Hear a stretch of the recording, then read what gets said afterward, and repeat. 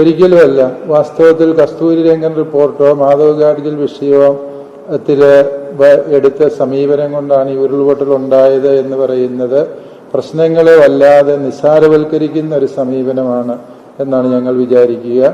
കാരണം ആഗോളതാപനം വഴി ഇവിടെ അതിവർഷത്തിന്റെ സാധ്യതയുണ്ടായിരിക്കും. പശ്ചിമഘട്ടത്തില് അത് ഉരുൾപൊട്ടിയ സ്ഥലങ്ങൾ സന്ദർശിച്ചിട്ടുള്ളവർക്കറിയാം, അതിൽ ബഹുഭൂരിപക്ഷവും നിബിഡ വനങ്ങളിൽ തന്നെയാണ് ഉരുൾപൊട്ടിയിരിക്കുന്നത്.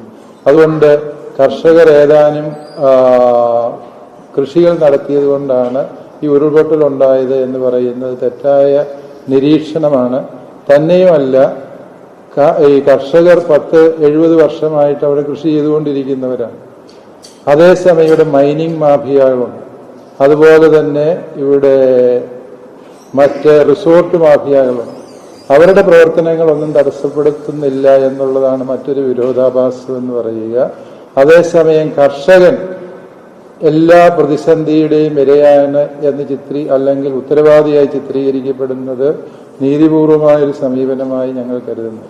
വയനാട് ദുരന്തം ദേശീയ ദുരന്തമായി പ്രഖ്യാപിക്കണം എന്നത്, അതിലൂടെ ഈ അഫക്റ്റഡായ ആളുകൾക്ക് ഗുണം കിട്ടുന്നുണ്ടെങ്കിൽ തീർച്ചയായും അത് ദേശീയ ദുരന്തമായി പ്രഖ്യാപിക്കണമെന്ന് തന്നെയാണ് എല്ലാവരെയും പോലെ സഭയുടെയും ആഗ്രഹം. വിലങ്ങാടും വയനാട്ടിലും സംഭവിച്ചിരിക്കുന്നത് സമാനതകളില്ലാത്ത ദുരന്തമാണ്. എന്തെങ്കിലും തരത്തിൽ പ്രഖ്യാപിക്കുന്നത് കൊണ്ട് ഗുണമുണ്ടോ ഇല്ലയോ അതിന്റെ രാഷ്ട്രീയത്തിലേക്ക് ഞങ്ങൾ പ്രവേശിക്കുന്നില്ല.